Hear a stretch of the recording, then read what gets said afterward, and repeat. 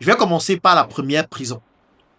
La première prison, c'est ce que j'ai appelé la prison du temps. La prison du temps, c'est la première prison d'un entrepreneur. C'est un entrepreneur qui n'a plus de vie à lui. Il n'a plus de vie. Le matin, il est au marché. Dans l'après-midi, il est à la boutique en train de gérer les clients. Le soir, il peut effectuer les livraisons. La nuit, il est sur WhatsApp en train de répondre aux clients.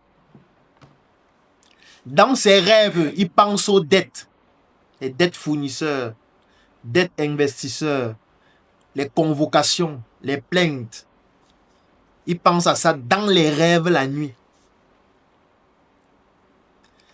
Pour lui, il est interdit de tomber malade, interdit de voyager, interdit de se reposer.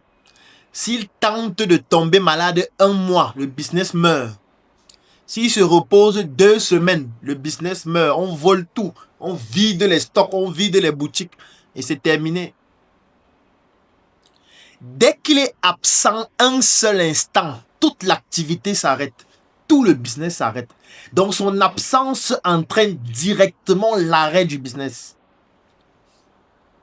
Ça, c'est la prison numéro 1.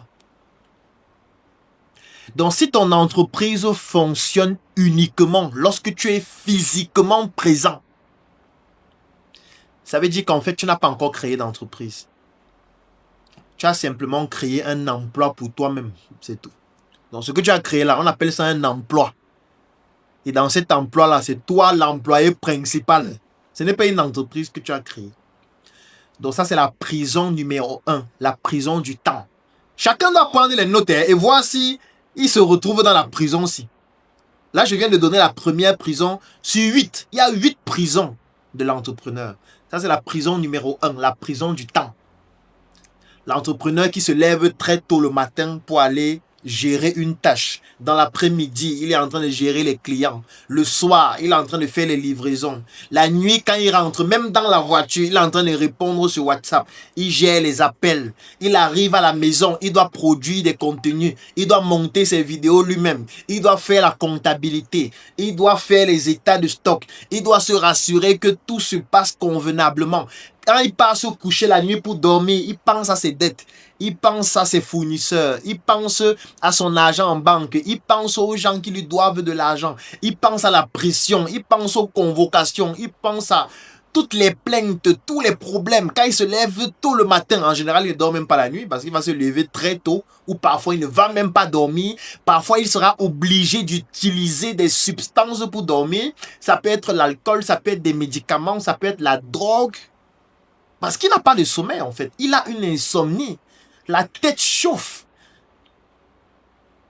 Il n'a plus de temps pour lui-même. Il a une interdiction d'aller en congé. Interdiction de tomber malade. Interdiction de faire quoi que ce soit. Il n'a plus de vie sociale.